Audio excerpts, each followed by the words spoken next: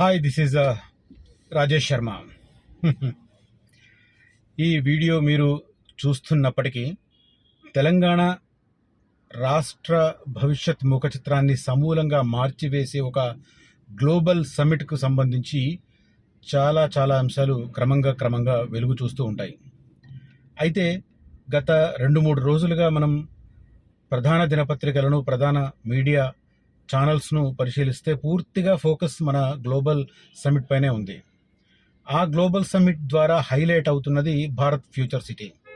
Of course global సమ్మిట్లో జరిగే ప్రతి ఒప్పందం భారత్ ఫ్యూచర్ సిటీకి లింక్ అయి ఉన్నది కాకపోయి ఉండొచ్చు. కానీ 70-80% ఒప్పందాలు భారత్ ఫ్యూచర్ సిటీకి సంబంధించినవే. గత ఏడాది కాలంగా అంటే 2024 జూలై 3వ వారంలో ముఖ్యమంత్రి రేవంత్ రెడ్డి గారు అసెంబ్లీ వేదికగా ఫ్యూచర్ సిటీని మొట్టమొదటిసారి అనౌన్స్ చేసినప్పటి నుంచి ఇప్పటి వరకు దాదాపు 16-17 నెలలుగా పూర్తిగా ఫ్యూచర్ సిటీకి సంబంధించి జరిగిన ఒప్పందాలు 48. ఇప్పుడు ఈ ఒక్క గ్లోబల్ సమ్మిట్లోనే జరగబోతున్న మొత్తం ఒప్పందాలు ఇప్పటికి ఖరారైనవి, అంటే నేను ఈ వీడియో చేస్తున్నప్పటికీ ఖరారైనవి 92. ఈ 92లో దాదాపు 40కి పైగా ఫ్యూచర్ సిటీ రిలేటెడ్లో ఉంటాయని చెబుతున్నారు. ఎందుకంటే ఎజెండాకు సంబంధించిన కొన్ని అంశాలు మీడియాకు వస్తున్నాయి. ఆ మీడియాకు వచ్చిన వాటిని తరచి చూస్తే మనకు ఫ్యూచర్ సిటీ రిలేటెడ్లో ఏమేమి రాబోతున్నాయి అనేది అర్థమవుతుంది. 2 రోజుల షెడ్యూల్లో ఏమేం జరగబోతున్నాయి అనేది నేను ఆల్రెడీ ఒక వీడియో చేస్తున్నాను. ఇప్పుడు లేటెస్ట్గా కూడా వాటికి కొంత యాడాన్స్ వస్తున్న పరిస్థితి. దానికి తోడు తెలంగాణ తల్లి విగ్రహాన్ని కూడా ఫ్యూచర్ సిటీ ప్రాంగణంలో ఏర్పాటు చేయాలని ముఖ్యమంత్రి ఆదేశించడం, శరవేగంగా దానికి సంబంధించిన పనులు జరిగిపోతున్నాయి. దాదాపు 6,000 మందితో గ్లోబల్ సమ్మిట్కు సంబంధించిన భద్రతా వ్యవహారాలను రాచకొండ పోలీస్ కమిషనరేట్తో పాటు తెలంగాణ డీజీపీ ఆధ్వర్యంలో కూడా జరుగుతున్నాయి. ఆ రూట్లో వెళ్ళిన వాళ్లకు గత 2-3 రోజులుగా అక్కడ గ్రౌండ్ లెవెల్లో పరిస్థితి ఎలా ఉందనేది అర్థమవుతుంది.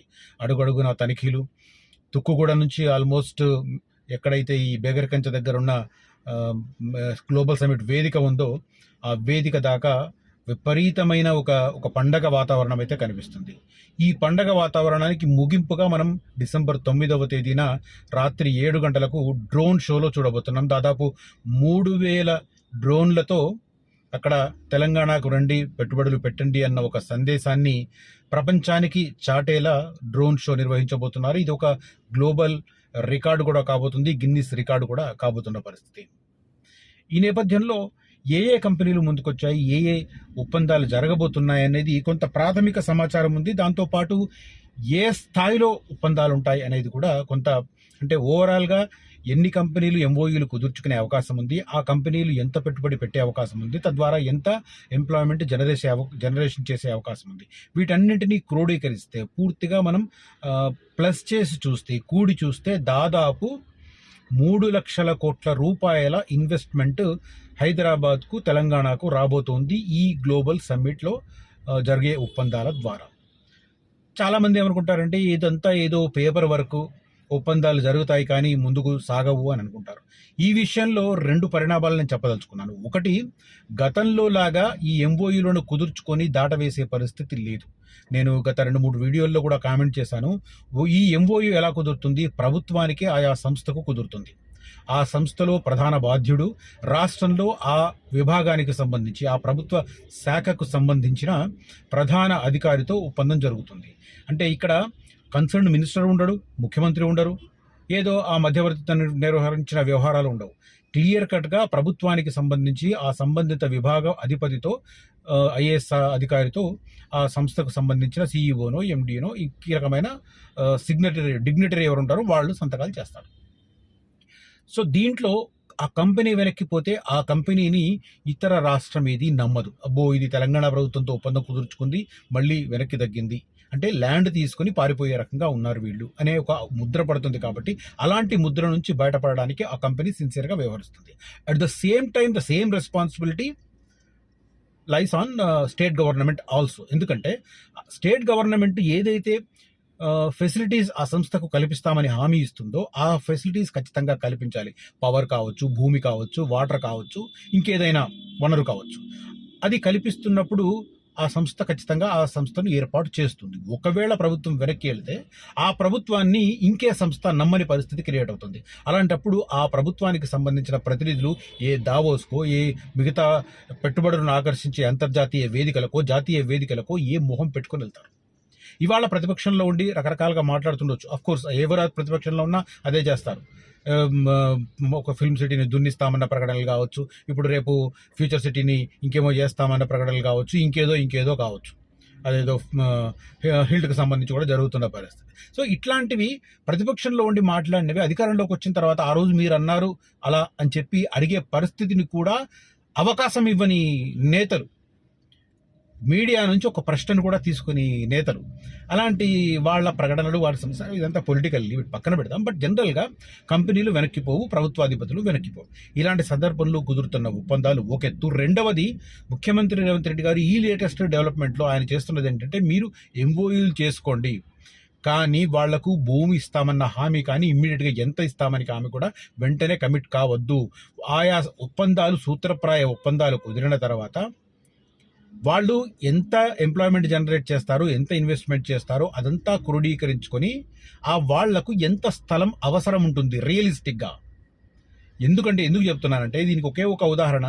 శంషాబాద్ ఎయిర్పోర్ట్ కట్టిన జిఎంఆర్ గ్రూప్కు ఎయిర్పోర్ట్కి అవతల, ఔటర్ రింగ్ రోడ్కు అవతల వేలాది ఎకరాలు ఇచ్చారు.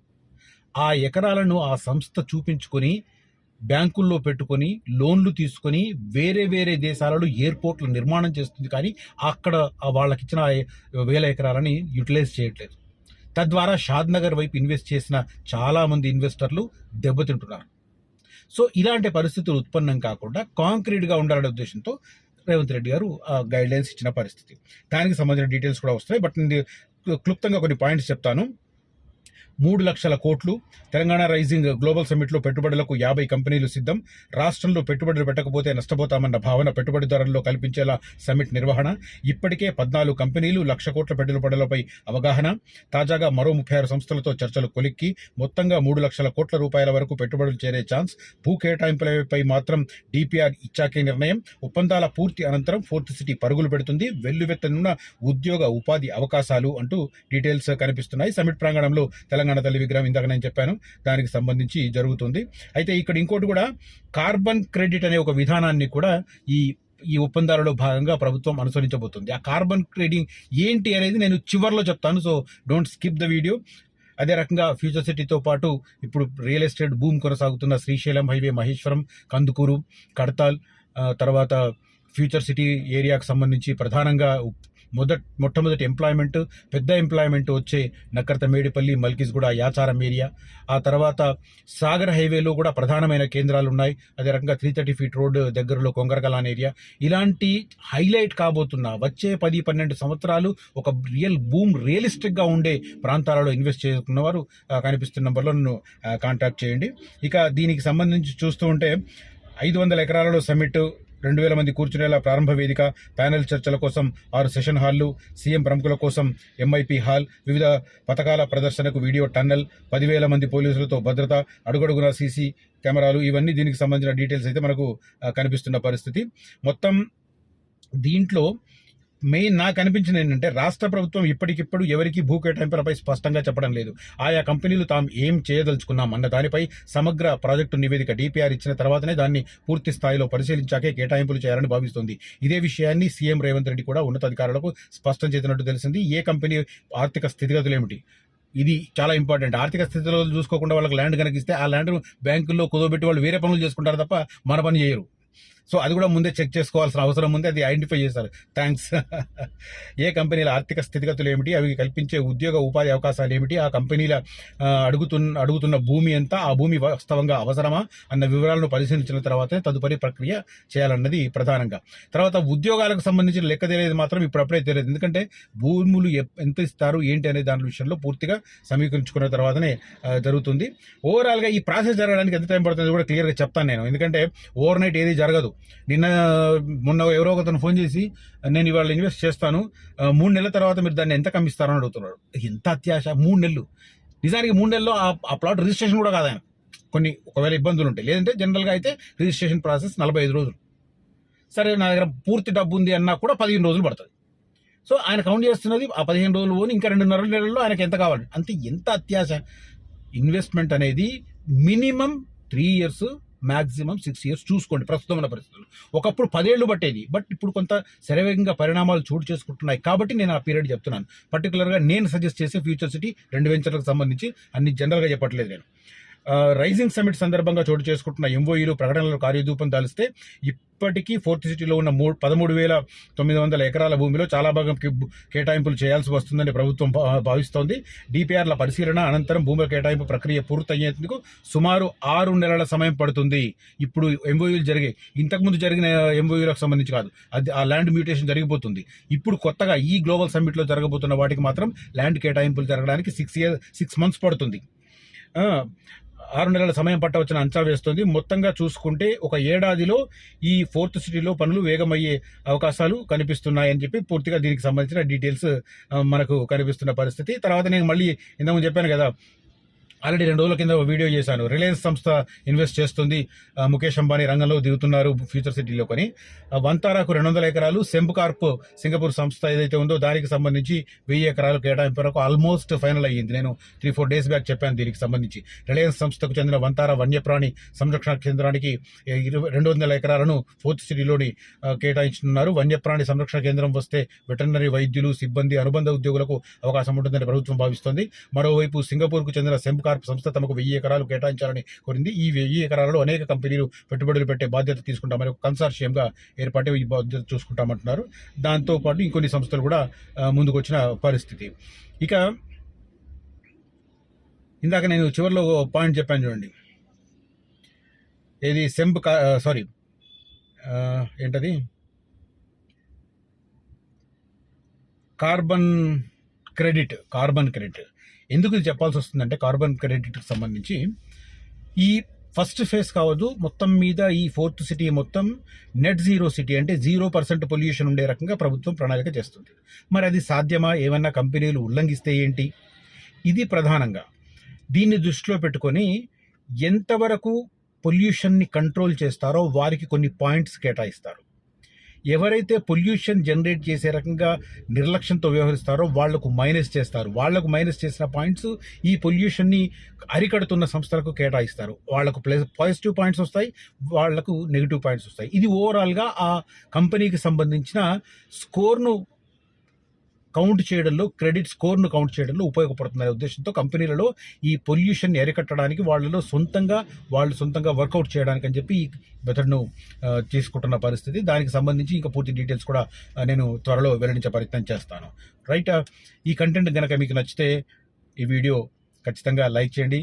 అదే రకంగా ప్రభుత్వం ఒక అవకాశం కల్పించింది. ఇప్పటికీ చాలామంది ఫ్యూచర్ సిటీ అవుతుందా కాదా అన్న మీమాంసలో కొట్టుమిట్టాడుతున్నారు. అఫ్ కోర్స్ 16 months బ్యాక్ నేను ఫ్యూచర్ సిటీ మీద వీడియోలు చేయడం ప్రారంభించినప్పటికీ అభిప్రాయాలు వేరు, ఇప్పుడున్న అభిప్రాయాలు చాలా చటుకు మారాయి. చాలామంది ఆ రోజు నమ్మని వాళ్ళు కూడా ఇవాళ ముందుకు వస్తున్నారు. ఖచ్చితంగా సాకారం అవుతుంది. ఇంత పెద్ద యంత్రాంగం నడుస్తుంది కాబట్టి ఇదంతా నిరర్ధకం కాదు, వేస్ట్ పోదు అనే ఉద్దేశంతో అభిప్రాయానికి వస్తున్నారు. అయినా కూడా ఇంకెక్కడైనా డౌట్ ఉంటే మాత్రం December 10-11 తేదీలలో ఈ గ్లోబల్ సమ్మిట్ జరుగుతున్న ప్రాంగణాలకు సామాన్య ప్రజలను అనుమతిస్తున్నారు.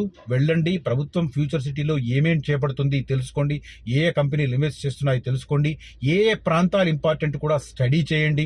ఫ్యూచర్ సిటీ మొత్తం పరిధి 56 గ్రామాలైనప్పటికీ ఎక్కడెక్కడ ఫస్ట్ డెవలప్మెంట్ రాబోతుంది అనేది స్టడీ చేయండి. ఇప్పుడు నేను ఇందాక వార్త విన్న వాళ్ళకి అర్థమవుతుంది. ఫస్ట్ ఫేజ్ ఈ గ్లోబల్ సమ్మిట్లో జరగబోయే ఒప్పందాలు కూడా ఫస్ట్ ఫేజ్లో ఉన్న 14,000 ఎకరాలకే పరిమితం. కాబట్టి ఫస్ట్ ఫేజ్కి దగ్గరలో పెట్టే ప్రయత్నం చేయండి. దాంట్లో కూడా ఏ రోడ్లు వస్తున్నాయి, ఏ రోడ్లు రద్దయ్యాయి స్టడీ చేయండి. జెన్యూన్ ప్రభుత్వ డాక్యుమెంట్లను చూసి ఇన్వెస్ట్ చేయండి. ఏదో పై మెరుగులను చూసి తొందరపడి నిర్ణయం తీసుకుంటే డెఫినెట్గా ఇబ్బంది పడతారు. బాగా బడ్జెట్ ఉంది, నో ప్రాబ్లం. శ్రీశైలం హైవేలో ఉన్న పెద్ద ప్రాజెక్టులు ఉన్నాయి. మ్యాక్ BTR కానీ, గ్రీన్ రిచ్ కానీ, సెరంగిటి కానీ, మైరాన్ కానీ, శిల్పా బొటానికా కానీ, ఇట్లాంటి వాటిలో బాగా డబ్బులు ఉన్న వాళ్ళు బ్రహ్మాండంగా పెట్టుకోవచ్చు. కానీ ఎవరైతే తమ కష్టపడి సంపాదించి పోగు చేసుకున్న ధనాన్ని మిడిల్ రేంజ్లో ఇన్వెస్ట్ చేయాలనుకున్నారో అలాంటి వారికి మాత్రం ఖచ్చితంగా నా సలహాలు పాటించండి. ఎందుకంటే 20,000కు పైగా మీరు ఇన్వెస్ట్ చేస్తే పర్ స్క్వేర్ యార్డ్ అది 40,000 రీచ్ అవ్వడానికి అవకాశాలు ఎక్కువ. కానీ మీరు పెట్టడమే 30,000, 35,000, 40,000, 45,000, బీడీఆర్ మ్యాక్ అయితే 70,000 అలాంటి వాటి చోట్ల పెడితే అవి డబల్ కావడానికి ఎంత టైం పడుతుంది? సో ఇదంతా క్యాలిక్యులేట్ చేసుకోండి. అంటే elite people can bear that. Elite people ఖచ్చితంగా భరిస్తారు. వాళ్ళకు 5 కోట్లైనా 10 కోట్లైనా పెద్ద ప్రాబ్లం కాదు. కానీ మిడ్ రేంజ్ ఇన్వెస్ట్మెంట్ ఎవరైతే ఉన్నారో కష్టపడి సంపాదించి ఒక 20 లక్షలు, 25 లక్షలు, 30 లక్షలు, 40 లక్షలు పక్కన పెట్టుకున్న వారు మాత్రం త్వరితగతిన అది డబుల్ చేసుకోవడానికి అవకాశం ఉన్న ప్రాంతాలను ఎంపిక చేసుకొని ఎక్కువ ప్రైవేట్ ఎంప్లాయ్మెంట్ ఎక్కడ వస్తుందో అక్కడ చూసుకొని ఇన్వెస్ట్ చేయండి. గవర్నమెంట్ ఎంప్లాయ్మెంట్ వచ్చే చోట అంత ఫాస్ట్గా ప్రగతి రాదు. ఇప్పుడు స్కిల్ యూనివర్సిటీ ఉంది, very limited number employment, direct employment. కాబట్టి అక్కడ ప్రగతి రావడానికి అవకాశం పడుతుంది. ఎందుకంటే గవర్నమెంట్ శాలరీస్ ఎక్కువ ఉంటాయి కాబట్టి వాళ్ళు దూర ప్రాంతాల నుంచి వచ్చిపోతారు. అక్కడ నివాసం వెంటనే ఉండరు, లాంగ్ టర్మ్లో ఉండొచ్చు తప్ప ప్రస్తుతం ఉండరు. స్పోర్ట్స్ యూనివర్సిటీ లాంటి ప్లేస్ కూడా అలాంటిది. ప్రభుత్వం డెవలప్ చేసిన ఏదైతే 600 ఎకరాలను చూసి చాలామంది టెంప్ట్ అవుతున్నారు. అక్కడ ఆ రోడ్లను చూసి టెంప్ట్ అవుతున్నారు. 20,000, 22,000 గజం పెట్టి కొంటున్నారు. అలాంటి వారు కూడా ఖచ్చితంగా 1-2 ఇయర్స్లో రిగ్రెట్ అవుతారు. అంత ఇన్వెస్ట్మెంట్ దేనికి? అక్కడ ఏం రాబోతోంది? ఏ ఎంప్లాయ్మెంట్ రాబోతుంది ఇమ్మీడియట్గా? ఒక అమెజాన్ డేటా సెంటర్ చూసుకొని మురుస్తున్నారా? ఆలోచించండి, డెప్త్గా ఆలోచించండి. ఏ సెక్టర్లో ఎక్కువ ఎంప్లాయ్మెంట్ వస్తుందని స్టడీ చేసి ఏ సెక్టర్కి ఎంత జాగా కేటాయిస్తున్నారు, ఏ సెక్టర్కి సంబంధించి ఫాస్ట్గా పనులు ప్రారంభం కాబోతున్నాయి, ఫాస్ట్గా ఆపరేషన్స్ ప్రారంభం కాబోతున్నాయి, ఏ క్వాంటిటీలో ఎంప్లాయ్మెంట్ వస్తుంది, దానికి అనుగుణంగా ప్రభుత్వం ఎలాంటి చర్యలు తీసుకుంటుంది, ఏ రోడ్లు వేస్తుంది, ఇది స్టడీ చేయండి. స్టడీ చేసి then come to a conclusion and make a decision. Right? నా ఈ ఇన్ఫర్మేషన్ కనుక నచ్చితే, నా ఈ మెసేజ్ కనుక నచ్చితే ఈ వీడియోను లైక్ చేయండి, ఈ వీడియోను హైప్ చేయండి, నలుగురితో షేర్ చేయండి. Thank you so much for watching this video. Signing off Rajesh Sharma.